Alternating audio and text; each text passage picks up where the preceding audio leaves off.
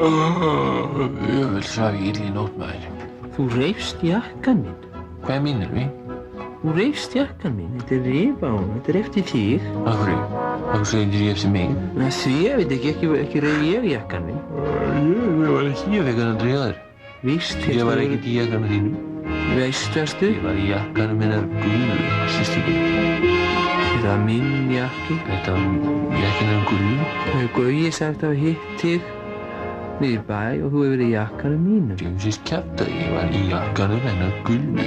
En þú reifst jakkann. Það er bara kjaftaði. Og hver hefur þá rifið jakkann? Það veit ég ekki. Það er rifið upp úr honum, upp úr fóðrið. Þegar, hvað kemur mér það við? Nú ef að þú hefur gert það. Ég gerði það ekki. Segðu mér bara Ég var í jakkanum hennar Gullu. Hefur ekkert fengið jakkann minn lánaði? Nei. En hver var þá í jakkanum mínum? Bara þú eða eitthvað? Ekki ég rifið jakkann. Ég veit ekki hver er í jakkanum mínum. Það hefur greinilega rekist í eitthvað og rifnaði út úr honum. Bara þegið maður. Láttu ekki svona. Ég var ekkert í jakkanum þínum. En hver var þá í jakkanum mínum? Þú sjálfur bara maður. Sást hann þegar hann hékk á sneganum? Nei. Nei.